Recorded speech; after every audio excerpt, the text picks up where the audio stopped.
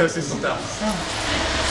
Ça te dérange pas que tu sois en deuxième plan, non? C'est nouveau ça. Oui, oui, oui. C'est minuscule.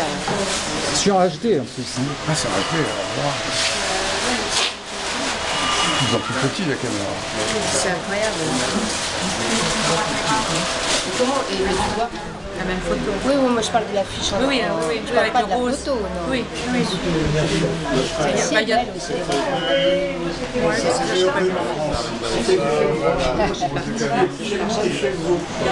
Voilà, bah, c'est plutôt chez vous d'ailleurs. Oui, c'était chez la grande tante. Oui, bah, pour le film qui n'est pas encore sorti, mais bon, ça fait. Parce qu'on a pas de nouvelles. Ouais, mais il est pas mal. Hein.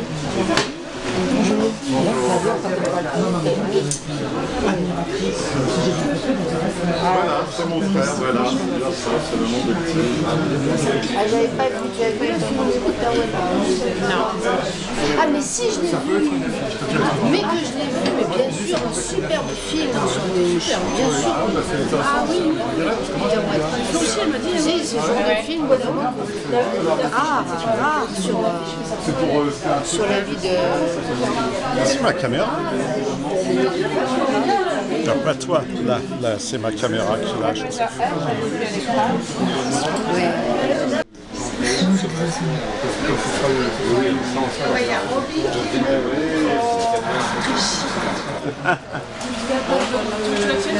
Non, je vais coller ça comme ça, si tu me permets.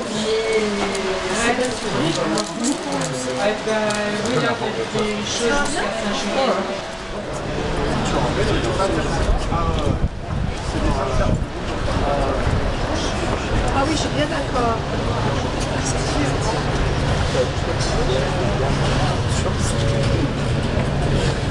Bon, bah, c'est marrant, le coup. C'est marrant. Et ton rêve, il a aimé alors. Là, j'ai pas cru. Il était curieux, quoi.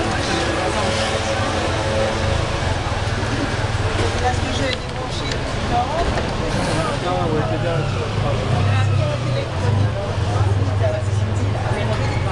Ça me dit ah oui, voilà. Tu fais quoi avec c'est vrai?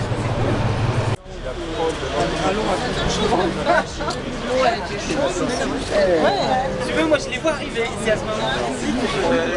Mes deux stars préférées, Rosette et Françoise, et une de mes réalisatrices préférées, Zoé. Françoise, est-ce que tu peux te mettre avec... Avec Zoé et Rosette. J'étais avec Marc Marais à la photographie. Hein. Je filme. Tu peux rebouger. Ah oui. Faut pas dire de bêtises parce que quand c'est Ah oui. Il n'y a pas des trous là-bas. Tu m'encourages à faire ça. Oui. On est parti lundi, je crois. Moi, elle a l'air... C'est la Slovaque. Il y a eu de l'eau qui a coulé parce que la vue c'était pas droit. C'est que une peinture j'ai parté en fait. Ça avait découlé à plusieurs reprises.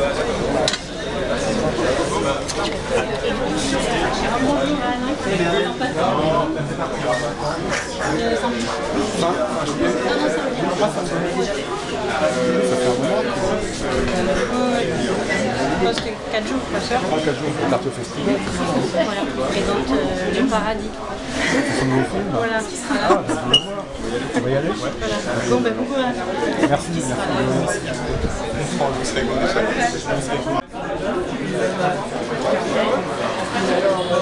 Ah, tu vas pas informer.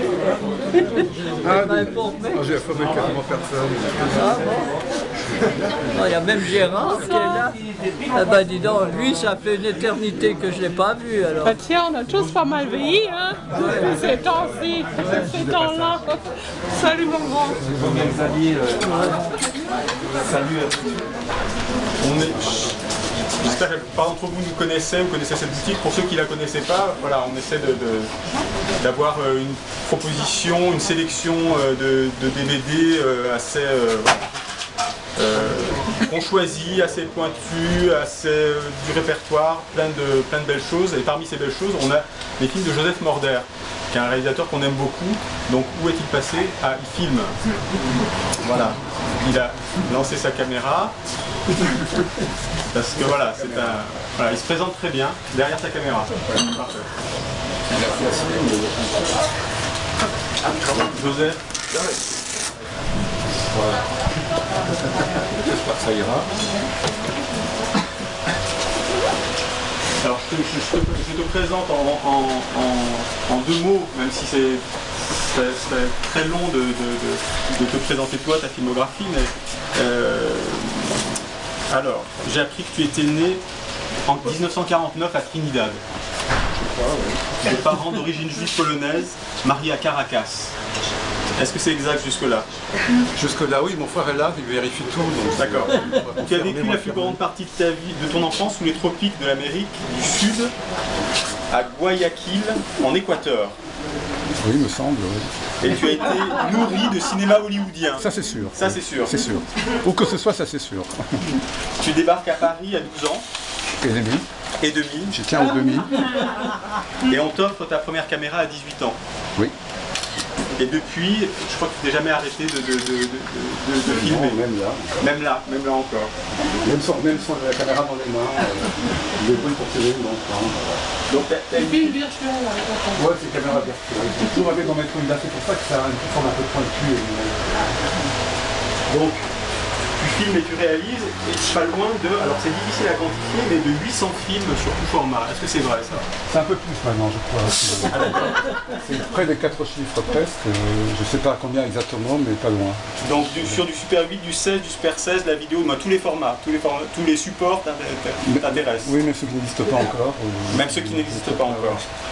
Et alors j'aime bien ce que dit Alain Cavalier de toi. Il dit Joseph pour moi n'est ni un metteur en scène ni un cinéaste. Il filme comme d'autres peignent ou écrivent, c'est-à-dire depuis son enfance et tous les jours. C'est un filmeur. Tu te reconnais dans cette... Oui, oui.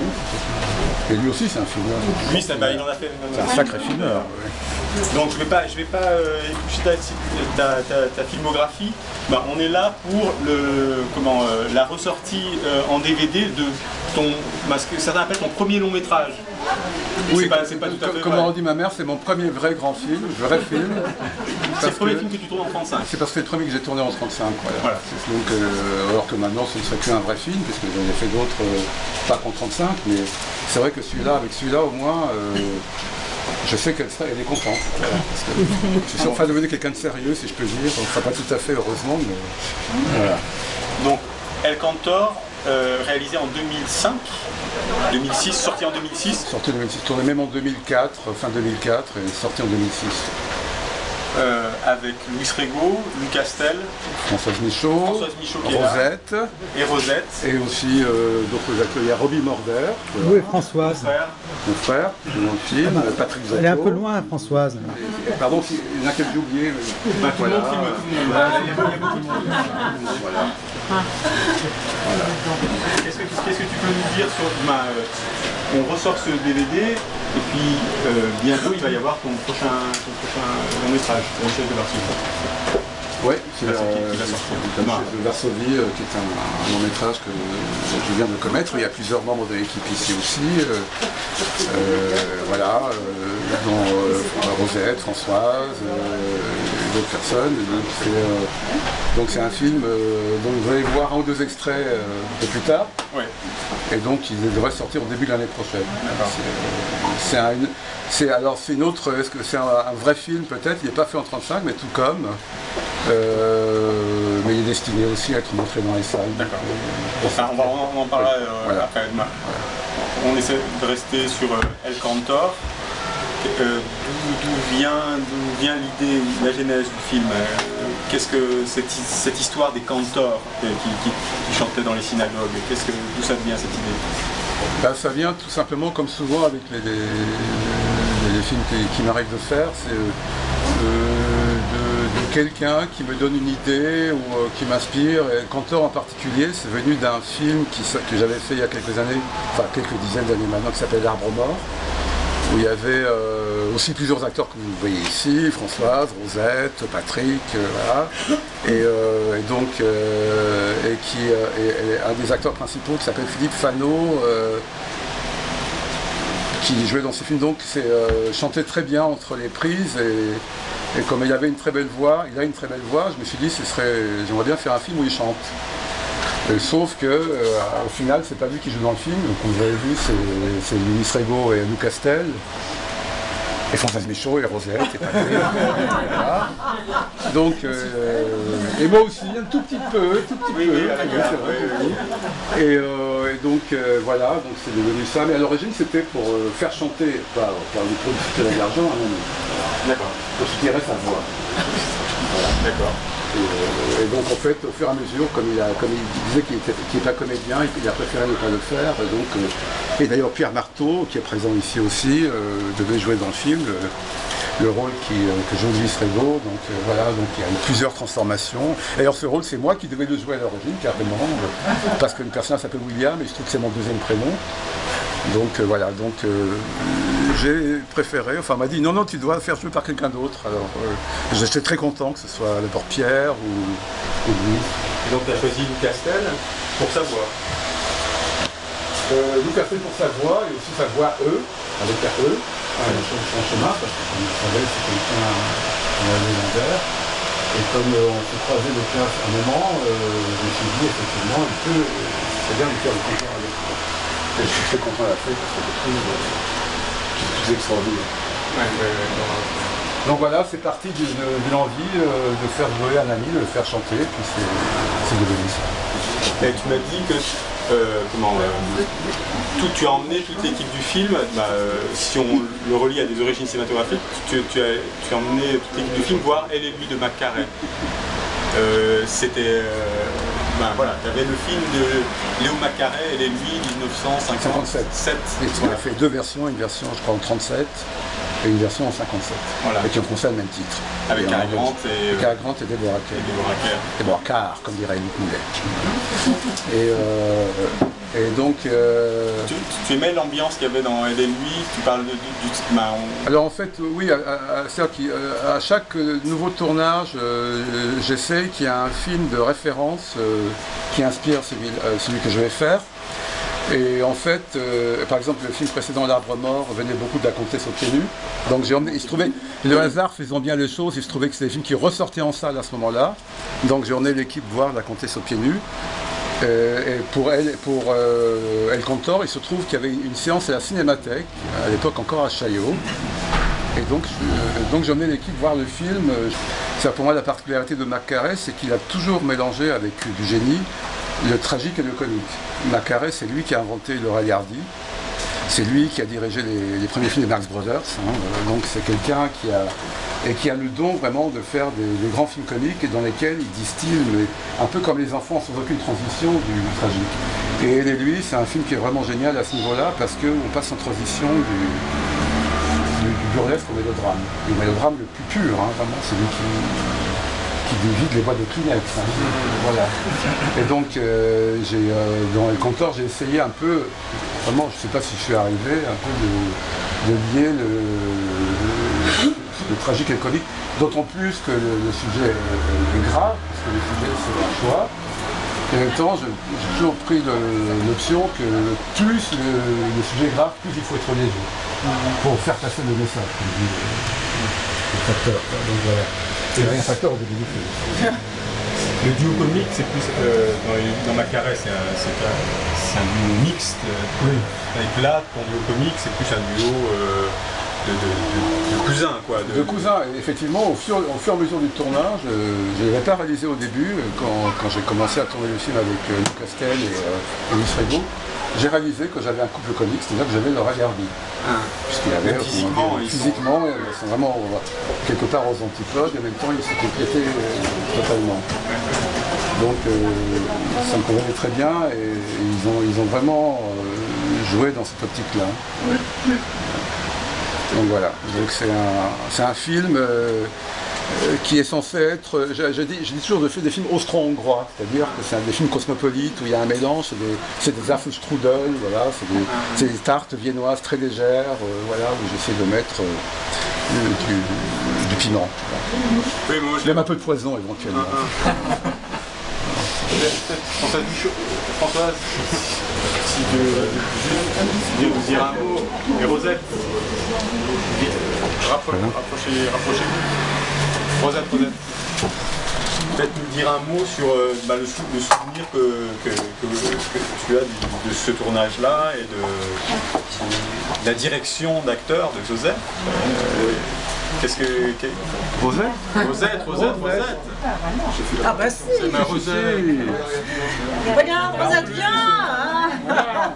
Patrick Zocco aussi, qui est là, voilà, il est marié. Là,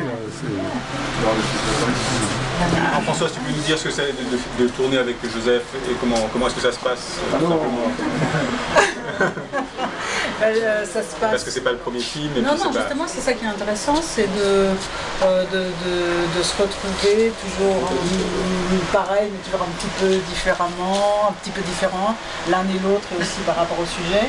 Et j'ai toujours l'impression qu'un personnage se construit sur le précédent, c'est-à-dire qu'il y a des traits qui se transmettent, puis parfois on garde délibérément des choses, ou parfois on évoque des costumes qu'on peut réutiliser, ou des couleurs, et c'est finalement, est-ce que ce serait pas toujours le même personnage depuis le début qui prend des couleurs un peu... Là c'est du rouge quoi, dans les Panther, c'est des couleurs qui sont assez... Il y a du rouge. oui, parce que là c'est devenu rose, mais c'est progressif. Voilà. Dire du rouge au rose. Et ce qui était amusant, c'est que dernièrement, on a travaillé sur un projet complètement différent. Joseph a réalisé une série de courts-métrages qui ont été projetés, qu'on a tourné à Montbéliard et qui ont été projetés à Montbéliard. Et c'était c'était improvisé. Mais ce qui était très intéressant, c'est qu'on pouvait improviser parce qu'on avait le personnage avait déjà tout un passé qu'on n'avait pas besoin de construire, puisqu'il était il y avait quelque chose peut-être d'être encore. J'ai intérêt. C'est ça qui est étonnant. D'accord, il y a une hiérarchie sur le plateau qui est...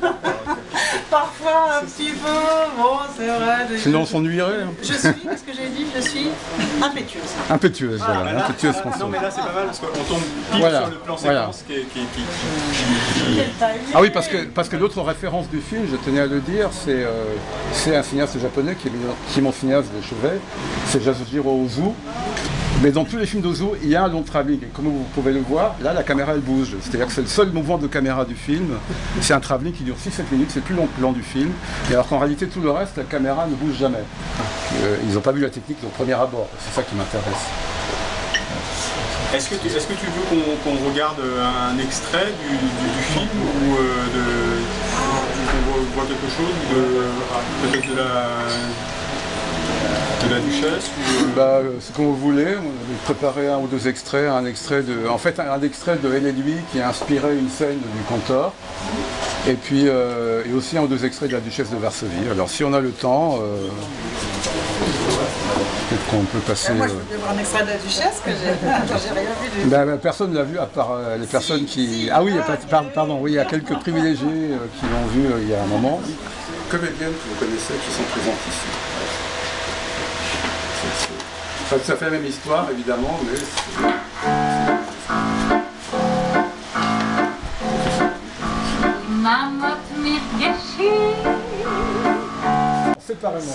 Séparément. Non mais en plus il est sorti en salle l'an dernier, j'avais prévu de faire une sortie qui ne s'est pas réalisée, qui n'a pas eu lieu malheureusement. Donc c'est un film de Liliani qui s'appelle... Excuse-moi, je parlais de El Cantor. El Cantor. Si, c'est la Cinémathèque. Ah, tu n'étais pas là peut-être, mais... Non, mais Joseph, c'est un menteur. Je suis un menteur. Professionnel. Hein. Donc je dirais que tu étais là aussi. Donc pour la Duchesse... Il y a un film qui s'appelle Gigi de Vincente Minnelli, et qui justement est ressorti en salle l'an dernier, juste avant que ne commence le tournage de La Duchesse de Varsovie. Donc c'est un film qui montre un Paris minnélien, c'est un peu un Américain à Paris, qui est un Paris rêvé. Et donc, c'est un film de studio, un film hollywoodien de la grande époque des comédies musicales des années 50. Et donc, je m'en suis inspiré dans la forme aussi d'autres films pour faire celui-là. Voilà. Donc, c'est un film tourné entièrement en studio. Alors, Joseph a sélectionné 10 DVD dans la boutique qu'on a mis là sur le petit bureau là, central. Donc il y a Gigi de Vincente Minnelli, c'est assez. Il y a un Douglas Sirk. Il y a un coffret de Douglas Sirk. Il y a un Mirage de la vie, qui est pour moi le plus beau mélo du monde aussi. Il y a aussi il y a des cinématons de Gérard Courant qui est présent ici. Voilà. Il y a des films d'Alain Cavalier, de Chantal Akerman, de Eric Romer, Emmanuel de Oliveira. Voilà. Donc ça permet d'avoir un petit aperçu aussi. C'est très fragmentaire parce que j'en ai mis plein d'autres, mais bon, ça donne une idée. Voilà. Donc ça c'est des infos on met sur le site. Dès qu'un réalisateur vient, il nous fait son top 10, on met sur le site, que les gens puissent un peu voir quel est l'univers, son univers cinématographique. Là on a les DVD Del Cantor, on a le coffret L'Arbre Mort. Del Cantor, L'Arbre Mort, Mémoire d'un juif tropical et Rome à mort. Rome à mort. Et on joue plusieurs Françoise et Rosette. Et Patrick. Ce qu'a fait Gérard Courant. Gérard Courant a fait un DVD sur. Un coffret, oui. Un coffret Joseph Morder par Gérard Courant. Voilà. Ce qu'il a fait sur le travail. Il y a toute une série de films. Il y a des bonus, Et puis j'aimerais partager le printemps avec quelqu'un, qui est un film que j'ai fait avec un téléphone portable. C'est ton dernier film sorti en salle? C'est le dernier sorti en salle, oui. Et puis il y a aussi chez l'Harmattan, comme pour les films de Gérard, il y a eu plusieurs films qui ont été édités. Dans Les Nuages américains, qui est un épisode que moi j'en ai filmé. Et il y a aussi deux documentaires, un sur Madrid, sur Berlin. Et aussi le portrait d'une cinéaste belge que j'aime beaucoup qui s'appelle Mara Pigeon. Donc c'est un film qui s'appelle La Châtelaine de la Place. Voilà, La Châtelaine de la Place, parce qu'elle habite place du Châtelain à Bruxelles, donc j'ai appelé la Châtelaine de la Place. Voilà. Donc il y a quelques films dedans. Parfait. On va s'arrêter là. Tu vas pouvoir éteindre ta caméra. Oui, c'est la. En te remerciant d'être venu jusqu'à nous et puis en profitant de la boutique. Merci.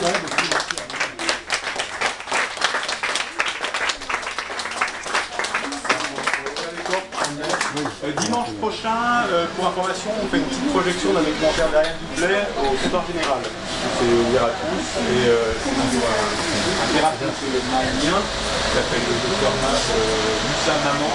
Et voilà, il sera là, le thérapeute. C'est sympa. Oui, c'est ça, plus le aussi. Oui, là d'ailleurs, le bétail. Ah, d'accord, oui. Et alors lui, Rosette, oui, alors 6, 10, 96, 97, 01.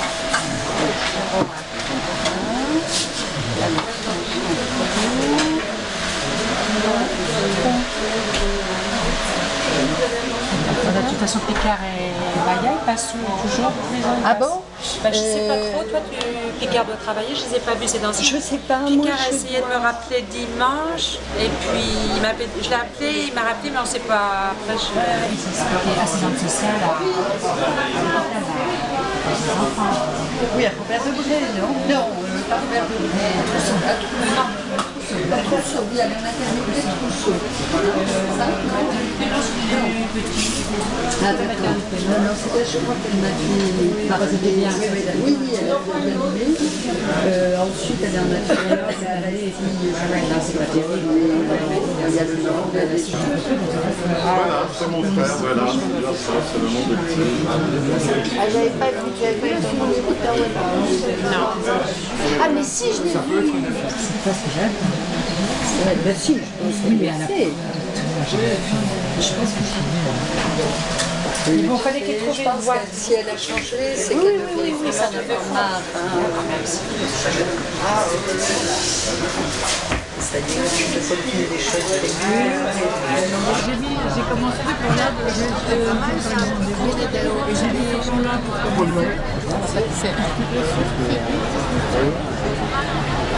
c'est le monsieur en personne là. Ah là, je l'ai en barbu, là. En barbouse. Ah oui. Elle n'est pas en barbe.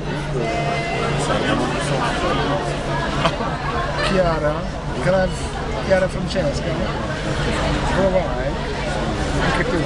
Benissimo, grazie. Peccato.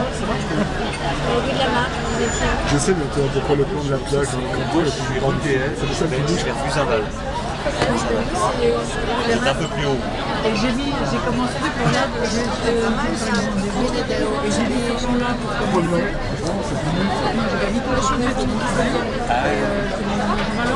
Ah, je suis le filmeur, moi, je suis pas là.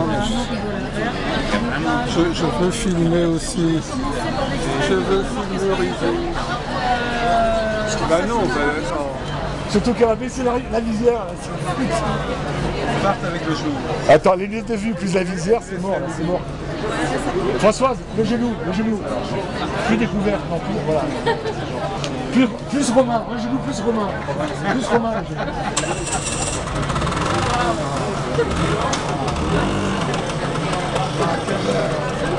Bravissima!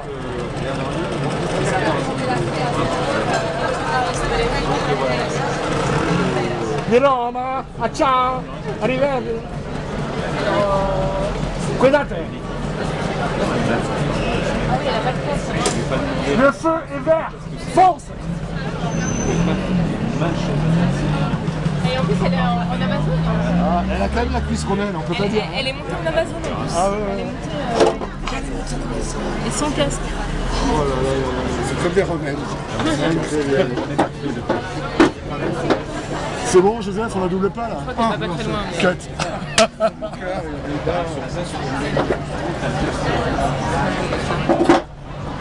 On boit pas, on mange pas. On commande un